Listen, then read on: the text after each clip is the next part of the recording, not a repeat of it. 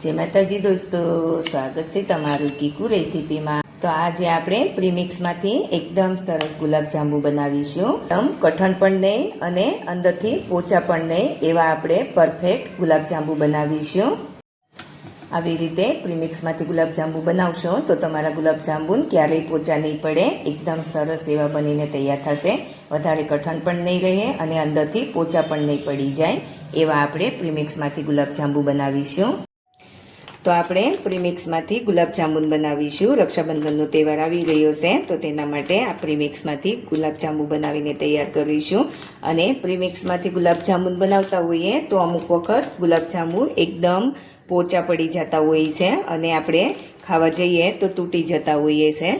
તો આપણે એવી રીતે ગુલાબજાંબુ બનાવીને તૈયાર કરીશું કે એકદમ સરસ એવા જેવા આ ફોટોમાં દેખાય છે એવા સરસ ગુલાબજાંબુ બનીને તૈયાર થશે। એવી રીતે હું ગુલાબજાંબુ બનાવીને બતાવીશ તમને। તો વિડીયોને એન્ડ સુધી જોજો અને ચેનલને સબસ્ક્રાઈબ કરીને બેલ આઇકન દબાવી દેજો એટલે રોજે નવી નવી રેસીપી જોવા મળે। તો ગુલાબજાંબુ માટેની પહેલાં તો આપણે ચાસણી બનાવી લઈશું। તો તેના માટે આપણે 2 કપ જેટલી ખાંડ લઈશું। 2 કપ જેટલી ખાંડ લઈ લઈશું। તો આપણે 2 કપ જેટલી ખાંડ લીધી છે તો તેની સામે આપણે 3 કપ જેટલું પાણી લેવાનું છે। 3 કપ પાણી લઈશું અને ખાંડને હવે ઓગાળી લઈશું। ખાંડને ઓગાળી લેવાની છે। ગુલાબજાંબુની ચાસણી એકદમ પતલી હોય છે એટલે આપણે વધારે પાણી લીધેલું છે અને આપણે કોઈ તાર નથી કરવાનો। ખાંડ ઓગળે ત્યાં સુધી આપણે થવા દઈશું। તો જોઈ શકો છો ખાંડ ઓગળી ગઈ છે, આપણે 2 મિનિટ માટે થવા દઈશું એટલે ખાંડનું પાણી થોડું ચીકાશ પડતું થાય ત્યાં સુધી થવા દેવાનું છે આપણે। તો 2 મિનિટ માટે થવા દઈશું। તો જોઈ શકો છો ચાસણી ઉકળી ગઈ છે, 2 મિનિટ થઈ ગઈ છે। આપણે જોઈ લઈએ, થોડીક આવી રીતે હાથમાં થોડી ચીકાશ પડતી થાય એવી જ આપણે ચાસણી બનાવવાની છે, કોઈ તાર નથી બનાવવાનો। તો આપણી ચાસણી તૈયાર થઈ ગઈ છે। હવે આપણે ગેસની ફ્લેમ બંધ કરી દઈશું। તો હવે આપણે પેકેટમાંથી પ્રીમિક્સને લઈ લઈશું। આવી રીતે એક વાસણમાં લઈ લઈશું। એવી જ રીતે બીજા પેકેટને પણ ખોલી લઈશું અને મિશ્રણને લઈ લઈશું। તો પ્રીમિક્સમાંથી આપણે જ્યારે ગુલાબજાંબુ બનાવતા હોઈએ ત્યારે ગુલાબજાંબુ એકદમ પોચા પડી જતા હોય છે, ઘણા લોકોનો એ પ્રોબ્લેમ આવતો હોય છે। તો આપણે 1 ચમચી જેટલો મેંદો લીધેલો છે। આ મેંદાનો લોટ લેવાથી એકદમ સરસ એવા જે દુકાને મળે એવા જ ગુલાબજાંબુ બનીને તૈયાર થાય છે। તો આપણે આ બધી વસ્તુને બરાબર મિક્સ કરી દઈશું।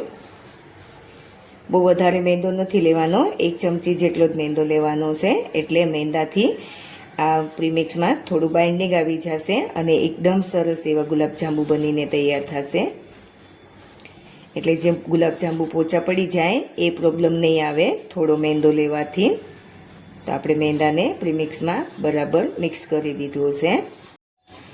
તો હવે આપણે દૂધ લીધેલું છે અને દૂધ નોર્મલ ટેમ્પરેચર ઉપરનું લીધેલું છે, ઠંડુ પણ નહીં અને ગરમ પણ નહીં એવું આપણે દૂધ લીધું છે અને જોઈતા પ્રમાણમાં આપણે દૂધ લઈશું।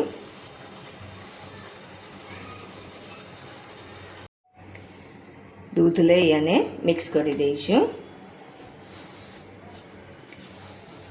જેમ જરૂર પડે એમ આપણે દૂધ લેતા જવાનું છે, એકસાથે દૂધ નથી લેવાનું નહીંતર મિશ્રણ ઢીલું થઈ જશે। તો જોઈ શકો છો મિશ્રણ ભેગું થઈ ગયું છે। હવે આપણે થોડી વાર માટે આવી રીતે મિક્સ કરી લઈશું। બહુ વધારે નથી મસળવાનું આ મિશ્રણને, આવી રીતે હળવા હાથે જ થોડું મિક્સ કરી લેવાનું છે। તો જોઈ શકો છો આપણો ગુલાબજાંબુનો લોટ તૈયાર થઈ ગયો છે। હવે આપણે ગુલાબજાંબુ બનાવવાના છે। તો હવે આપણે થોડું મિશ્રણ હાથમાં લઈ લઈશું। જેટલી સાઈઝના ગુલાબજાંબુ બનાવવા હોય એટલી સાઈઝના ગુલાબજાંબુ બનાવી શકાય છે। આવી રીતે ગુલાબજાંબુ બનાવી લેવાના છે। આવી રીતે થોડું 2 હથેળીની વચ્ચે આવી રીતે ગોળ ગોળ ફેરવી લઈશું અને કોઈ આમાં તિરાડ ન રહે એ વાતનું ધ્યાન રાખવાનું છે. એટલે એકદમ સરસ એવા લીસા ગુલાબજાંબુ બનાવવાના છે. તો થોડીવાર આપણે આવી રીતે બે હાથની વચ્ચે આવી રીતે ફેરવીશું એટલે એકદમ સરસ એવા તિરાડ વગરના ગુલાબજાંબુ થઈ જશે. તો જોઈ શકો છો આવી રીતે કોઈ પણ જાતની તિરાડ વગરનું ગુલાબજાંબુ બનીને તૈયાર થઈ ગયું છે. આવી રીતે આપણે બીજું ગુલાબજાંબુ પણ બનાવી લઈશું. તો આપણે બધા ગુલાબજાંબુ બનાવી લીધા છે. હવે આપણે ગુલાબજાંબુને તળી લેવાના છે. તો તેલ ગરમ થઈ ગયું છે. આપણે ગુલાબજાંબુને મૂકી દઈશું તેલમાં.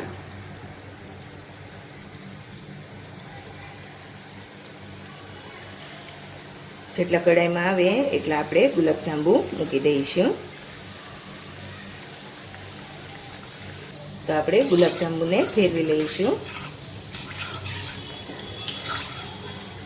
ગુલાબજાંબુ આપણે તેલમાં નાખી અને પછી ગેસની ફ્લેમ એકદમ સ્લો કરી લેવાની છે. મીડિયમ ગેસે તેલ ગરમ કરી અને પછી ગુલાબજાંબુ લઈ અને પછી ગેસ એકદમ ધીમો કરી લેવાનો છે.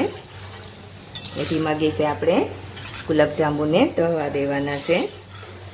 એ રીતે ફેરવતા રહેવાનું છે એટલે બધી બાજુ એક સરખા ગુલાબજાંબુ તળાઈ જાય. તો જોઈ શકો છો એકદમ સરસ એવો ગુલાબજાંબુનો કલર આવી ગયો છે અને એકદમ સરસ એવા તળાઈ ગયા છે. તો આપણે લઈ લઈશું. એકદમ સરસ એવા ગુલાબજાંબુ તળાઈ ગયા છે. આપણે તેને પ્લેટમાં લઈ લઈશું. એવી જ રીતે આપણે બીજા ગુલાબજાંબુને પણ તળી લઈશું.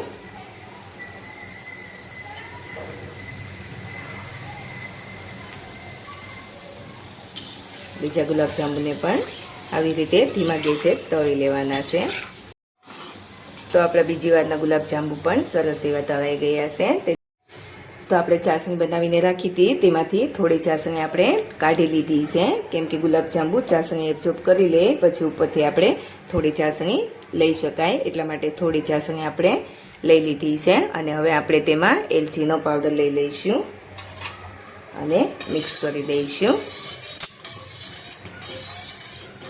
અને પાછી આપણે થોડી વાર માટે ગરમ કરી લઈશું ચાસણીને. તો ચાસણી થોડી ગરમ થઈ ગઈ છે. હવે આપણે ગુલાબજાંબુ લઈ લઈશું. ગુલાબજાંબુને આપણે ચાસણીમાં લઈ લઈશું અને ગેસની ફ્લેમ બંધ કરી દેવાની છે. બધા ગુલાબજાંબુને આપણે ચાસણીમાં મૂકી દઈશું.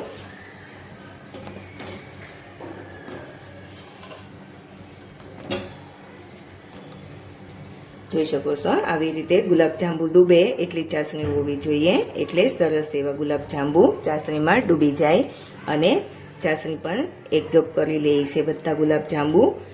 એટલે ચાસણી ઓછી થઈ જતી હોય છે. ઘણીવાર એવું થતું હોય છે આપણે ચાસણી બનાવીએ અને ગુલાબજાંબુ લઈએ તો ગુલાબજાંબુમાં બધી ચાસણી એબ્ઝોર્બ થઈ જાય છે અને ચાસણી ઓછી થઈ જતી હોય છે. તો આપણે થોડી ચાસણી બનાવીને રાખી છે તો તે ફરી વખત લેવા થાય એટલા માટે થોડી ચાસણી આપણે કાઢી લીધી છે.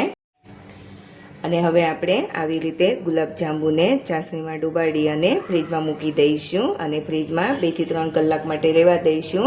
એટલે સરસ એવા આપણા ગુલાબજાંબુ અંદરથી ચાસણી એબ્ઝોર્બ કરી લે અને એકદમ સરસ એવા બની જશે અને પછી આપણે સર્વ કરી શકાય છે. તો આપણે 2 થી 3 કલાક માટે ફ્રીજમાં મૂકી દઈશું. તો જોઈ શકો છો એકદમ સરસ એવા ગુલાબજાંબુ તૈયાર થઈ ગયા છે. આપણે જે ચાસણી થોડી વધારી હતી તે લઈ લઈશું. ગુલાબજાંબુએ ચાસણી એબ્ઝોર્બ કરી લીધી છે તો જે વધારાની ચાસણી હતી તે લઈ લઈશું. આપણે ઉપરથી થોડી બદામની કતરણ મૂકી દઈશું ગુલાબજાંબુની ઉપર.